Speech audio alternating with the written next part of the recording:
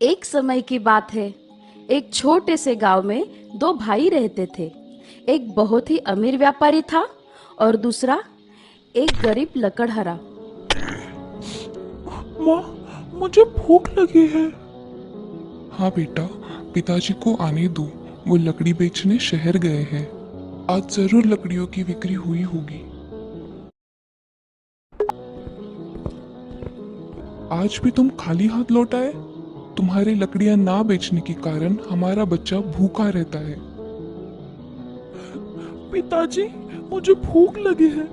सुबह से मैंने कुछ नहीं खाया। अपने बच्चे को इस तरह रोते हुए देख लकड़हारा दुखी हो गया।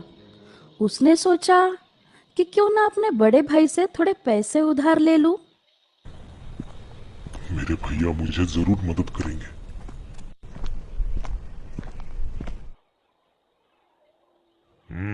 फिर आ गए तुम। अब क्या चाहिए तुम्हें? भैया, क्या आप मुझे थोड़े पैसे उधार दे सकते हो? मेरा बच्चा सुबह से भूखा है और आज मैं बाजार में एक भी लकड़ी नहीं बेच पाया।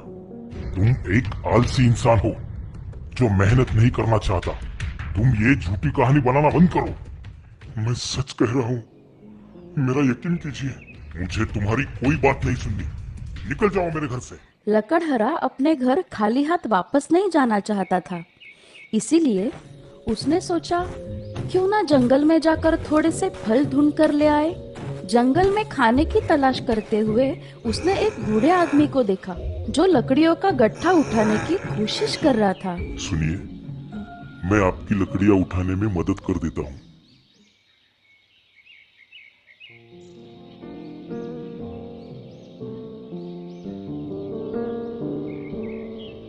क्या हुआ? तुम इतने चिंतित क्यों लग रहे हो बेटा? मेरा बच्चा भूख से रो रहा है और मैं आज एक भी लकड़ी नहीं बेच पाया। इतनी मेहनत करने के बावजूद भी मैं अपने परिवार को भरपेट खाना नहीं खिला पा रहा हूँ। लकड़हारे की कहानी सुनकर उस बूढ़े आदमी को बहुत ही दुख हुआ। उन्होंने लकड़हारे की मदद करने की सोची। शुक्रिया बेटा, मेरी मदद करने के लिए। मेरी मदद करने के बदले में तुम्हारे लिए मैं कुछ करना चाहता हूँ जिससे तुम भविष्य में बहुत ही तरक्की करोगे।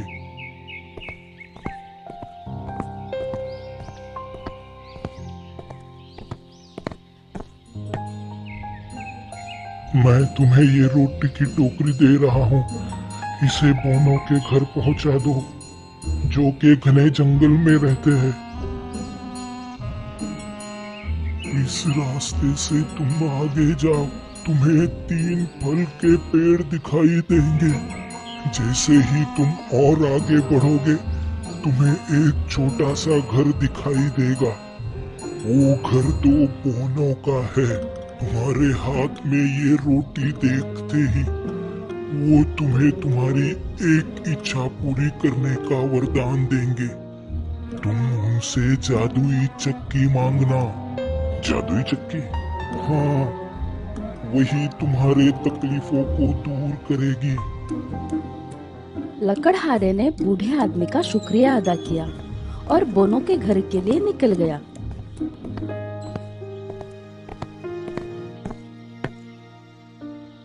पर जैसे ही वो उनके घर पहुंचा, बोने उस पर आग बबूला हो गए। कौन हो तुम और तुम्हें क्या चाहिए? हमारे घर से चले जाओ। मैं गलत घर आ गया।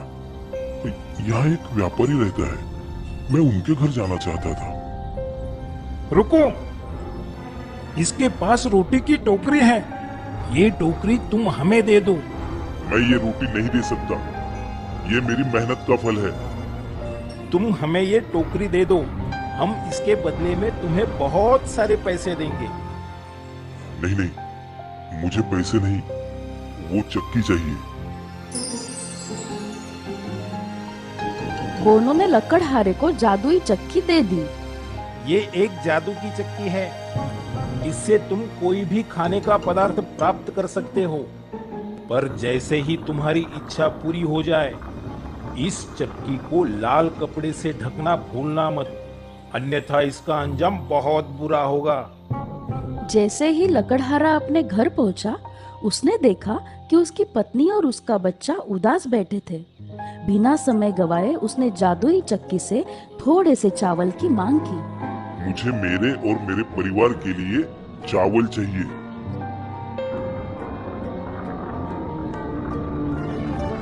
और उस जादुई चक्की ने उसकी ये मांग तुरंत पूरी कर दी। लकड़हारे के पूरे परिवार ने खुशी खुशी भरपेट खाना खाया। जादुई चक्की की मदद से लकड़हारे ने काफी अनाज का उत्पादन किया और हर रोज पास के बाजार में जाकर बेचने लगा। उसने अनाज बेचकर काफी पैसे कमा लिए, अपने लिए एक बड़ा सा घर बना लिया और हंसी खुशी से उसका परिवार वहां रहने लगा। लकड़हारे के बड़े भाई से उसकी तरक्की देखी नहीं गई। वो किसी भी हाल में उसकी तरक्की का रहस्य जानना चाहता था। तुम्हारे इस राज को मैं आज जान ही लूंगा और तुमसे ज्यादा अमीर बन जाऊंगा।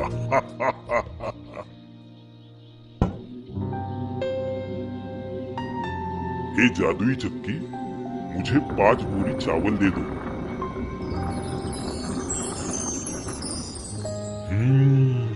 तो ये कमाल जादुई चक्की का है। इसे चुरा कर तो मैं बहुत सारे पैसे कमा सकता हूँ।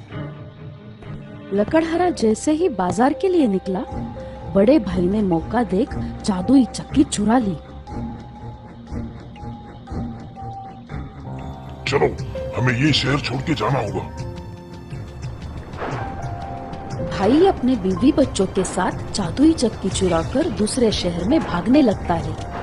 बीच रास्ते में भी जादुई चक्की चलाने का मोह वो रोक नहीं पाता। बड़े भाई ने अपनी आंखें बंद की और जादुई चक्की से नमक मांगा। तुरंत उसकी मांग पूरी हुई, पर नमक का ढेर बढ़ता गया और उसे इस बात का पता नहीं था कि चक्की को कैसे रोका जाए। आखिरकार नमक के ढेर ने उसे और उसकी नाव को डुबो दिया।